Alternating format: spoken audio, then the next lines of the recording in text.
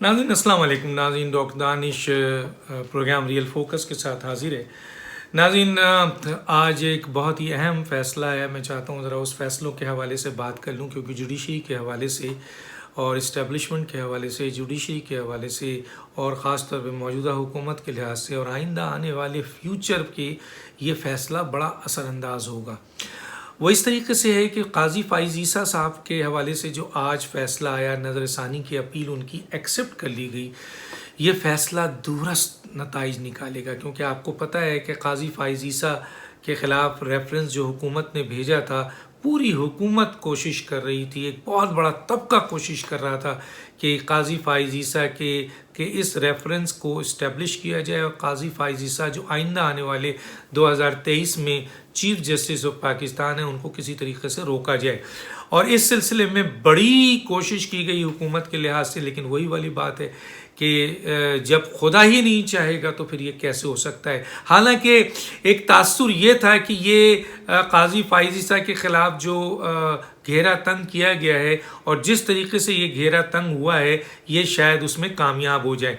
लेकिन बहरहाल आज फ़ैसला आया और काजी फ़ाइज़ ईसा सुरखरू हुए हैं और इंसाफ सुरखरू हुआ है, जस्टिस सुरखरू हुआ है। और इसके ऊपर मैं बात करने से पहले मैं थोड़ा चंद बातें और कर लूँ, और वो ये है कि जाहिर है कि इस केस को मौजूदा हुकूमत जनाब इमरान खान साहब ने रेफरेंस के लिए सदर को अप्रोच किया और फिर सदर ने ये रेफरेंस जो है वो सुप्रीम कोर्ट में दाखिल कराया। सवाल ये पैदा होता है कि आपने देखा था कि ये इस रेफरेंस के हवाले से सुप्रीम कोर्ट ने पहले ही बड़े सख्त रिमार्क्स भी दिए थे और सदर को और वज़ीर आज़म को और इस हुकूमत को और ख़ास तौर पे शहजाद अकबर को, उस वक्त के अटॉर्नी जनरल जनाब अनवर मंसूर को और जनाब फ़रूक नसीम साहब को जो लॉ मिनिस्टर थे, बड़ी सरजनिश की थी। और उस वक्त ये कहा था कि ये जो भी रेफरेंस है ये बदनीयती के ऊपर मबनी नज़र आ रहा था। लेकिन फिर भी हुकूमत इस पर डटी है और उसके बाद ये अपील जनाब काजी फ़ाइज़ ईसा साहब ने दाखिल की। अब सवाल ये पैदा होता है कि ये इंक्वायरी किसने की थी? ये इंक्वायरी की थी जनाब शहजाद अकबर साहब ने, जो इमरान खान साहब के राइट हैंड हैं हर उस मामले में जो इमरान खान एहतसाब या इंतकाम की जो उनकी सूरत हाल होती है, उसके जो मेन एहतसाबी लीडर हैं, बल्कि अब तो मिनिस्ट्री ऑफ इंटीरियर से भी उनका ताल्लुक़ है, वो जनाब शहजाद अकबर हैं और वो ये सारे काम करते हैं। तो गोया ये सारी इंक्वायरी जो काजी फ़ाइज़ ईसा साहब के हवाले से थी, उनकी बेगम के हवाले से थी, एसिड्स के हवाले से थे उनके, और केस यही था कि जनाब इन्होंने के पास जो लंदन में जो आपके एसिड्स हैं और जो दूसरी जगह एसिड्स हैं वो इनकी आमदनी से ज़्यादा है। बहरहाल इस केस को मैं डिटेल में नहीं जाना चाहता, सिर्फ ये बताना चाहता हूँ कि इस केस का फैसला आज नज़रसानी अपील जो हुई है उसके बाद हुकूमत की बहुत बड़ी सुबकी हुई है।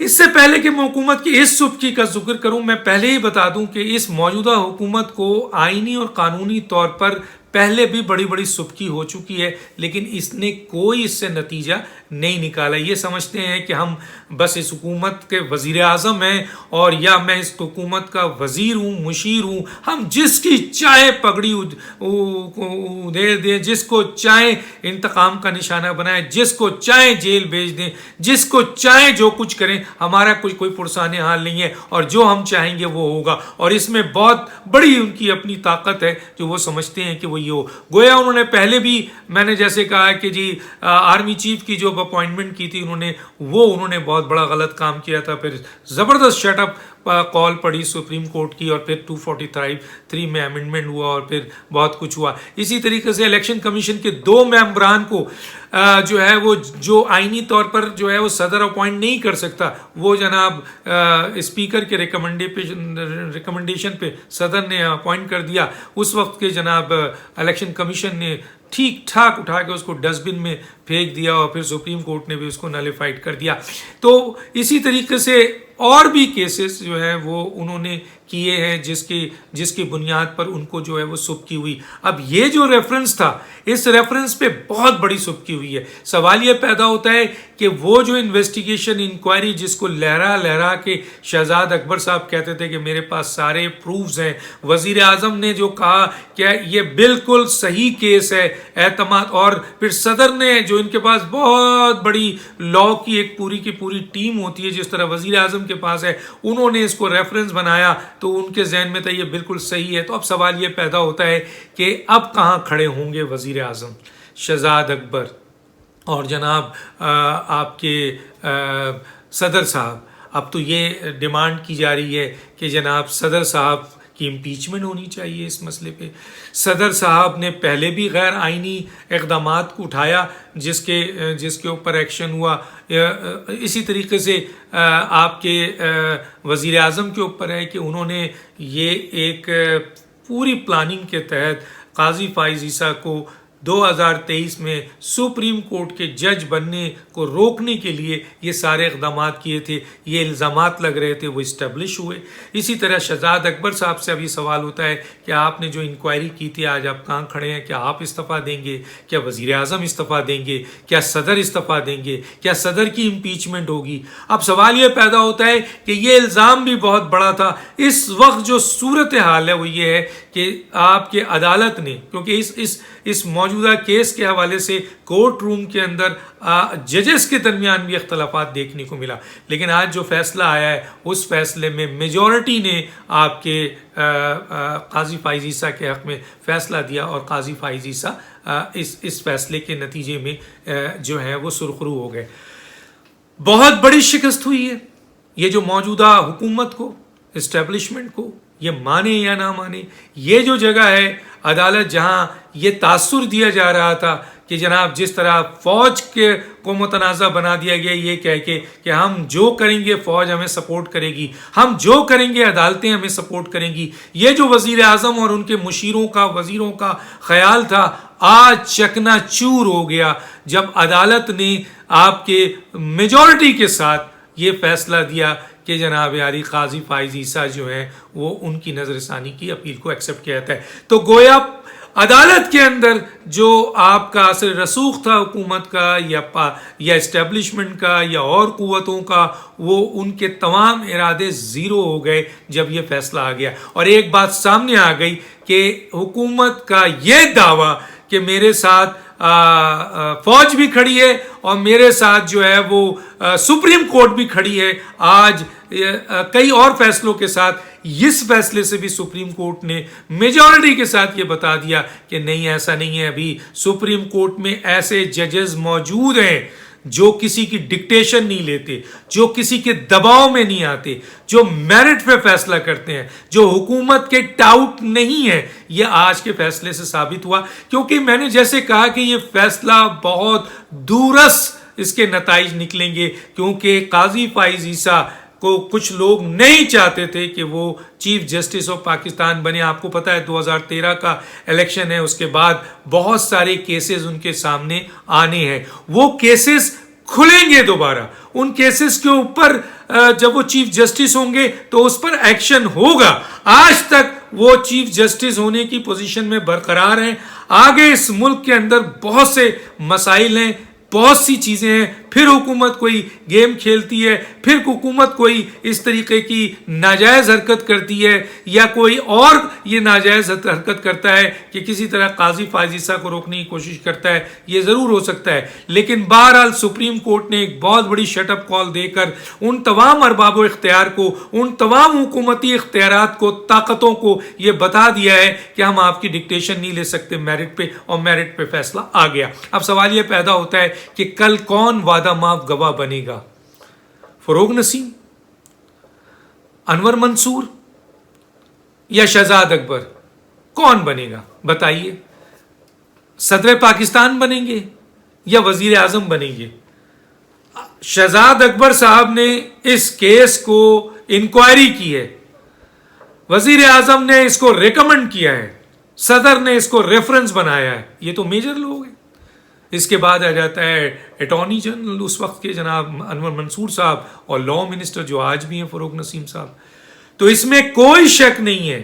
بہت اہم ترین لوگوں کا کہنا ہے, میں ایک بہت اہم بات بھی ابھی ڈسکلوز کرنے والا ہوں, بہت اہم ترین لوگوں کا یہ کہنا ہے کہ اس کیس میں وعدہ معاف گواہ شہزاد اکبر صاحب بنیں گے. کیوں بنیں گے؟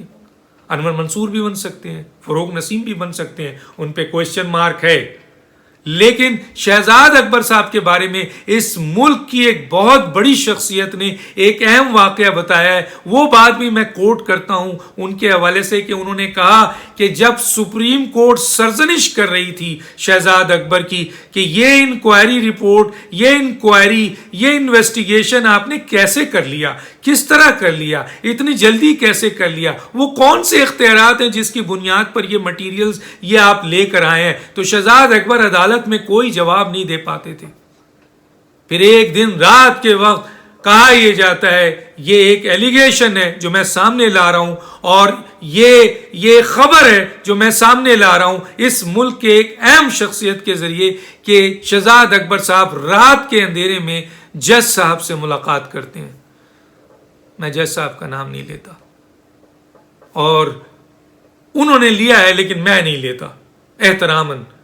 انہوں نے جج صاحب کو بتایا کہ جج صاحب ان معاملات میں ان انویسٹیگیشن سے میرا کوئی تعلق نہیں ہے, میں نے تو کوئی انکوائری نہیں کی ہے, میں نے تو کوئی انویسٹیگیشن نہیں کیا ہے, میری سبکی ہو رہی ہے سپریم کورٹ میں, مجھ سے پوچھا جاتا ہے, جب میں نے کیا ہی نہیں ہے تو میں کیسے بتا سکوں گا کہ اس کی انکوائری کیسے کی گئی ہے. تو میری جان چھوڑیے, مجھے پناہ دیجیے, یہ رات کے اندھیرے میں ملاقات ہوئی ہے, میں نہیں کہتا, میں اس کی ذمہ داری اس طرح لیتا ہوں کہ یہ بات اس ملک کے ایک اہم شخص نے کہی ہے, بلکہ میں آگے چل کے بتاؤں گا. تو سوال یہ پیدا ہوتا ہے کہ جب اگر شہزاد اکبر صاحب نے اس طرح ڈیورنگ پروسیڈنگ جا کر عدالت کے جج کو یہ بتایا کہ جناب مجھے تو یہ ڈاکومنٹس دیا گیا ہے, یہ لفافہ دیا گیا ہے جو میں نے آگے پیش کر دیا ہے, تو پھر یہ سوال پیدا ہوتا ہے کہ کون شخص کل وعدہ معاف گواہ بنے گا. ایک اہم ملک کی سیاسی شخصیت بھی جو کہ اسٹیبلشمنٹ کے بہت قریب ہے, انہوں نے یہ ایک لیٹر بھی اس ملک کے ایک اہم ادارے کے سربراہ کو لکھا ہے, اس ادارے کو لکھا ہے اور یہ بتایا ہے کہ یہ واقعہ ہوا ہے.